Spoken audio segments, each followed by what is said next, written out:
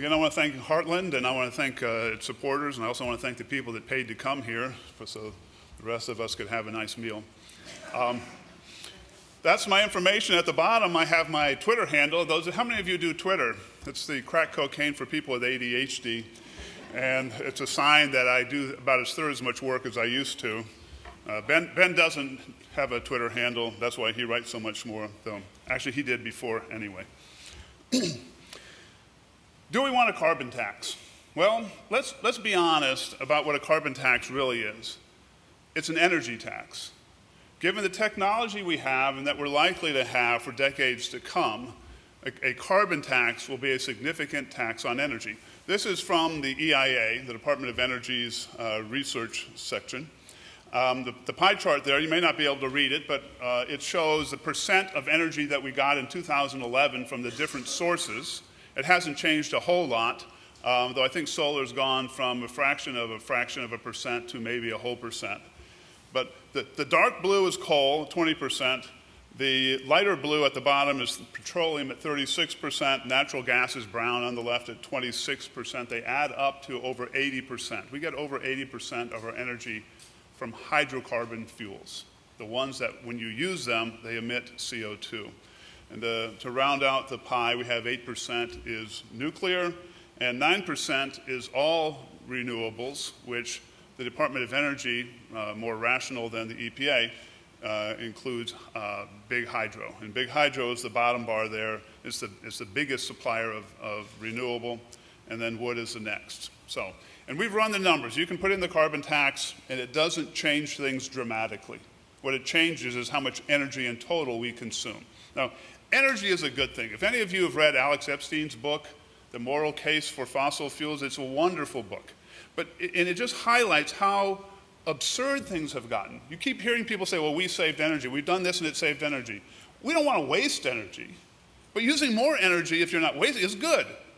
All right? Energy is a good thing. It's not a bad thing. It's not a sinful thing.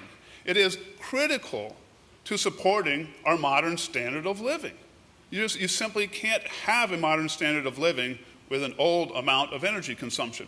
This is the Hong Kong. I've never been there. I'd like to go sometime.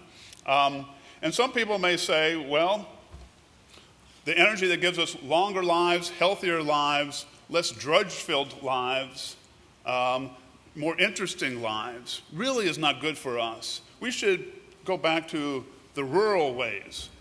Well, this is also in China. And as pretty as that looks, there are hundreds of millions of people that have been proving that the low-energy lifestyle we see there is not as attractive as the high-energy lifestyle that they're trying to get. In China, they're blocking internal migration, okay, from the hinterland to the big cities, all right? And as miserable as those lives in the big cities may seem to us, they're much, much better than the low-carbon poverty of the rural areas. Well, let's look at the sorts of things we get with energy. This is carbon-intensive excavation, all right? And this is low-carbon intensive excavation, okay? The backhoe, some of you may know better than I do. Maybe somebody here is in the construction industry. I tried to look up the numbers.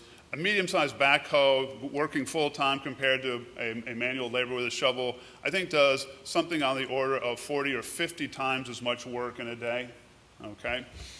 So we could say, yeah, let's save energy, but saving energy isn't a good thing if what you're giving up is more than the value of the energy you're saving. This is a carbon-intensive dishwasher, and this is, oddly enough, an even more carbon-intensive dishwasher. That is, dishwashers use less energy than washing them by hand because you use so much more hot water. But don't worry, because your Department of Energy and EPA are trying to make your more efficient dishwasher use even less energy. Now, I don't know if you've noticed, anybody who got a new dishwasher in the last 5 years compared to the one they got 20 years ago, the cycle, the heavy-duty cycle, it used to take a little over an hour, maybe 75 minutes, now takes 2 to 3 hours. That's because the rules say they have to use 2 gallons less hot water, which saves you maybe 8 cents. So you're trading off an extra hour and a half or 2 hours of cycle time for 8 cents. How many want to do that? I don't, but you don't have a choice, okay? No, that's not a carbon tax, but that's this mentality that saving energy is virtuous, okay? Regardless of what you give up, regardless of how little energy you save. And that's what's underlying the carbon tax. Because as Ben pointed out, it can't be about the environment, it can't be about climate, because it has no impact on temperature. It's about revenue, and it's about a new busybody morality that you shouldn't be allowed to consume the energy you're willing to pay for. This is the low carbon ambulance. The other one was the high carbon ambulance. So why do people want to cut down on things that get you to the hospital faster, that allow you to wash your dishes more quickly and easily, the things that allow you to do labor much more rapidly and with less effort? The 90-pound weakling is now John Henry, all right? He can run that backhoe as well as anybody, okay? What is wrong with that? I don't know. But it is based on all the misperceptions that we can see in this picture, all right? It's a great picture, I think, a great photo. It's from the National Geographic. I found it a couple of days ago by Googling smokestack. Go ahead and Google smokestack. And then images. You click on the images. An image of a smokestack that is doing what it normally does, which is emitting virtually invisible emissions, is not very interesting. Every newspaper story that talks about CO2 has something like this, all right? Well, the link where I found this was on a web page for an art class seminar. And the author, or one of the teachers, I'm not sure, had this to say about this picture. Okay, so look at the picture. All right, it's a power plant. They claim it's a coal-fired power plant. I'm sort of willing to believe that, because there is one smokestack there. I usually don't like to have slides that I read, but you got to get the full feel here. This photograph, taken by Jason Hawkes and published by National Geographic, depicts a coal-fired power plant surrounded by fields of grass. Its impact lies in how overpowering the plant and its products are over the scene, despite the fact that the fields actually take up more room. Hawkes perfectly portrays, and I did the underlining, how man-made pollution is making too much of a contribution to the environment. So this is the misconception. And it's not just artists, it's politicians, and it's analysts in DC that should know better and probably do, but want to mislead the people that don't. What they're calling pollution is water droplets, okay? And probably most of the people that look at this, that think, oh, look at all that pollution, don't understand that what we see is one smokestack and about a dozen cooling towers. Now, cooling towers are just, in order to make electricity with geothermal, with thermal solar, or with hydrocarbons, all right, you have to create something hot to run a turbine. And then you got to cool off that stuff so you can get it to condense down to liquid again. We have about a dozen cooling towers, and always they take these pictures early in the morning when it's humid and cool at low light to make steam look like it's gray or red or brown or something dirty, okay? So we want, here's the series of frauds that they're committing.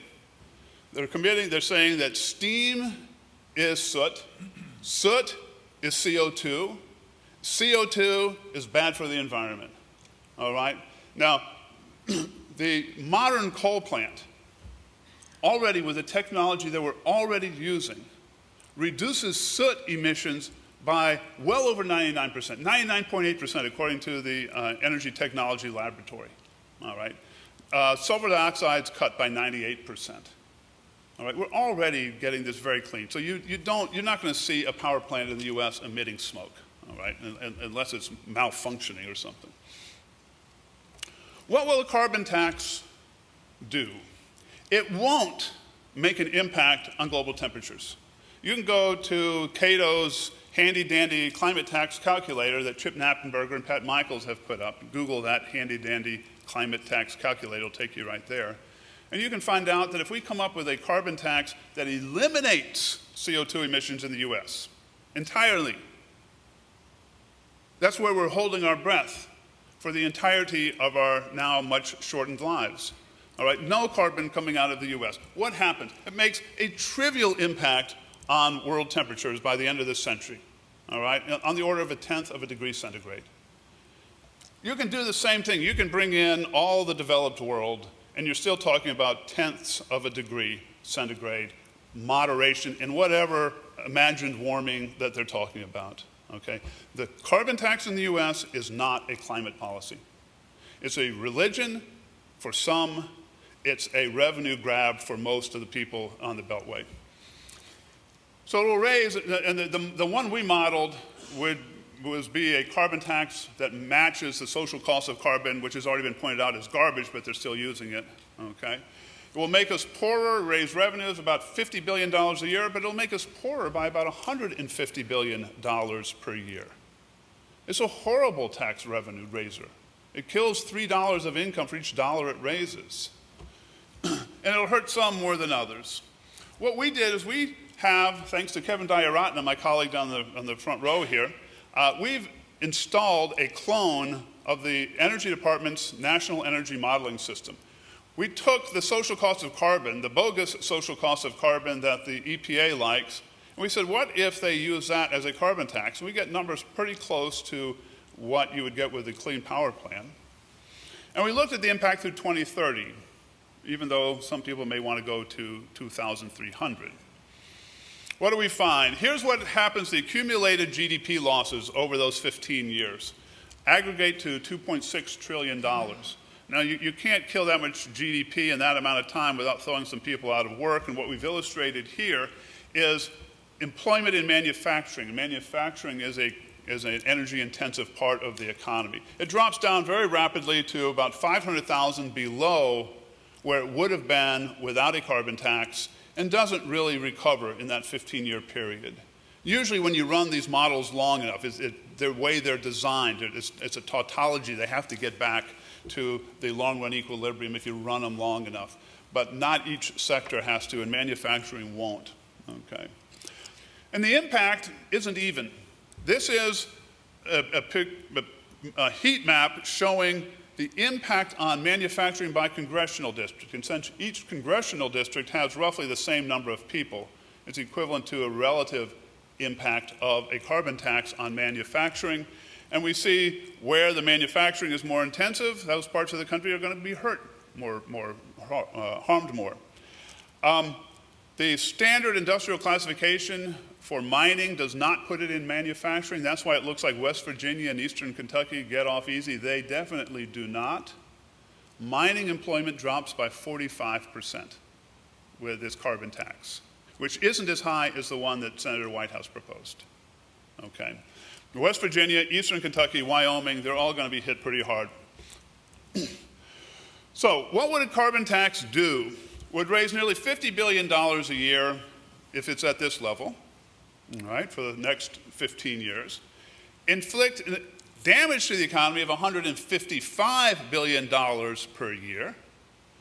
Cut mining employment by 45%, lead to a manufacturing employment shortfall of about 500,000 jobs, lead to a peak overall job shortfall of 1 million. So if we look at the year where the difference between the business as usual and the case where we have a carbon tax, that maximum shortfall in jobs is about 1 million. That's very significant.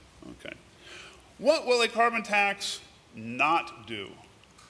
It will not make an appreciable impact on global temperatures.